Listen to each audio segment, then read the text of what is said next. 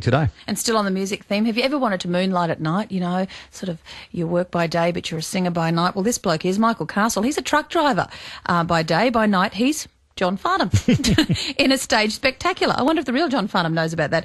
He's got to show a new voice, the John Farnham Experience, and it's going to be shown he's going to be at the Tivoli next month. So we're going to talk to Michael about that. Well, sure. Play a little piece of his John Farnham singing too. It's really very, very, very good. Be interesting to find out how he realised he could sing like John Farnham. Experience the magic of John Farnham as Michael Castle pays homage to the legend in a new voice, the John Farnham Experience. Complete with a live 12-piece band, this is an exciting and faithful tribute to an Australian icon. A new voice, the John Farnham Experience. Saturday, May 5 at the Tivoli, Coston Street, Fortitude Valley. Doors open 6 p.m, show starts at 7. Book now at Ticketek 132849 or ticketek.com.au. Look, by day he's a truckie. By night he's John Farnham, the voice. Michael Castles, hello. Moyd and Loretta, the dynamic duo. Mate, I'm super excited because I'm a huge fan of you guys. I try to listen to you guys every day as much as possible. Oh, thanks, good mate. on you. There's a bit more to your story, though, isn't there? It's not just about being a truck driver by day and a singing John Farnham by night. You've actually been trained quite seriously in modern and classical music. Yeah, that is correct. Actually, look, John Farnham's no easy challenge, mate. I mean, no. He's the man. He is the voice. I go by the name of a new voice, but John Farnham is the voice. There's only one man. I do the John Farnham thing, but it's a very important. I'm not an impersonator. There's only one John Farnham. I just love his stuff to death, and fortunately for me, I sound a bit like the guy. So, and you got to admire a guy that's been around and set the standard of just the highest class of music for so many decades in the Australian scene, and he doesn't come with an ego. He's just an all-around dude that just talks to any bugger. He's got a very unique voice. You're right there. But what about you? You've been doing music for a long time. Out of all the acts and the kinds of singers you could have tried to sing like, how did it transpire to be John Farnham? Look, like I said, I've always loved his stuff. Going back quite a fair while, doing all the big cover scene, I used to always chuck in John Farnham music in the sets, right? And people used to come up and go, mate, if I just close my eyes, I swear you're John Farnham. So, I mean, that's the highest compliment, obviously. And so when it came about when John said he was retiring from the large scale of touring, I decided, look, as a singer, it's really important that you sing what you love. I really got sick and tired of singing songs that I hated, but the audience wanted that, so you'd sing it. Whereas I wanted to put something that makes me happy as well as the audience. And John, I love his stuff to death. He's, like I said, his music there's nothing bad I can say about his stuff. Have you ever met John Farnham? No. I've been to his concert many times, every year pretty much. The only concert I've missed since Whispering Jack was when he toured with Stevie Nicks. That's pretty much the only one I've missed. It'd be quite funny if you got up during a concert and started singing along with him, wouldn't it? Like have John Farnham on stage and John Farnham in the crowd. I'd probably bog myself, mate, to be honest with you. But listen, you do these shows, but did you have to get permission from John Farnham or anything to perform his songs on stage? No, look, any tribute artist or impersonator doesn't have to get permission. It's only if you're selling their songs like on a CD and you're selling it professionally. Right. That you pay your royalties to the songwriters, which is at APRA and AMCOST and all that sort of thing. So that's the only time you really need permission. I suppose it's just like you guys with the radio when you play songs from other artists, you've got to pay the royalties to the songwriter. Yeah.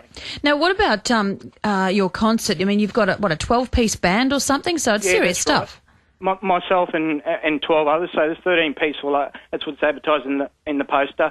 So there's 13 of us up on stage, and that's what's, the John Farnham Experience. To my knowledge, there's no tribute show in Australia that has a band this large. So I'm really trying to set myself apart from all the others out there. And look, when you're doing John Farnham, you've got to do the guy justice. Like, there's so many other tribute shows around, like to Elvis or such and such.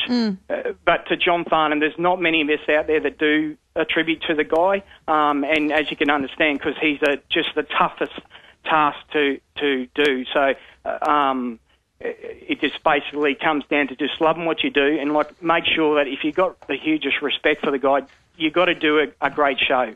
And being a big band like that, 13-piece band, it is giving people the John Farnham experience, like as if they're coming to see the real thing. Only it's of course it's me instead of John. Hey, you got a main goal here. It says to become a serious vocalist, obviously, and you want to head off to the United States. It'd be quite ironic if you went to the United States singing John Farnham and gained success, because John never really had any plans to do that over there, did he? And I think his music would have been huge over there.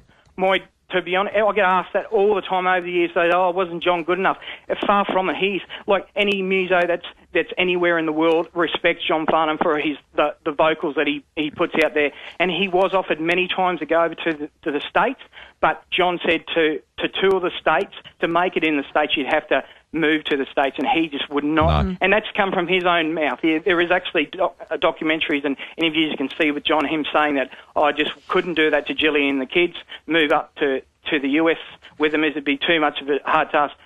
My interest after this show is, of course, the US, but I think the saddest thing in the world is, as great as John Farnham is, there's not many places around the world that know who the guy is, and that's terrible. That's a shame, because it's a waste. Look what he's put out there over the years, and the talent that the bloke is. He bloody deserves the acknowledgement. And mate, if I can do it, go to the UK or the States and put Farnham's music out there. I mean, look what Bublé's done. Exactly. But listen, Brian rang and wants you to say something that John Farnham says. You mongrels. Yeah. No, like I said, you can't talk like him, mate. No, well, I'm not an impersonator. I'm Michael Castle on stage. I don't act or anything. I don't put the wig on or dress up like John Farnham. Like I said, I just do a tribute to the guy, and that's a strong thing, putting that out to the fans, so they know I'm not there to replace John Farnham. He's the man. He's the only bloke. I've got to ask you, Loretta. I hear that you're taking singing lessons. Is that correct? Not yet. Not yet. But I'd like to. I will, though. Don't get into it. There's nothing like it. And if anything, it'll certainly just enhance your skills and make you better and better. I mean, who would you want to sing like? If you were going to sing, who would you like to sound like? Whitney before the drugs. Definitely not after. That's a tough ask, mate. But you can, look, every goal's achievable. Singing is an art. And it's like any supreme athlete, you've got to work at those skills, and it is. There's lots of skills involved in singing, and lots of techniques and scales and all that sort of thing. It's a hard road, but it's worth it, mate. Okay. All right, hey, you're Michael, at the Tivoli. You're at the Tivoli, May 5? Saturday, May the 5th. And you can get the tickets through Ticketek. That's right. And you'll see a great show there. It's a new voice, the John Farnham Experience by Michael Castle. Good on you, mate. Hey, thanks for talking to us, Michael. Hey, guys, have a great weekend, and thanks heaps, hey. Thanks, okay, Michael. Good on you, mate. Truck driver by day, but tell you what, he does sound like John Farnham. Have a listen. This time, you know we all can stand together.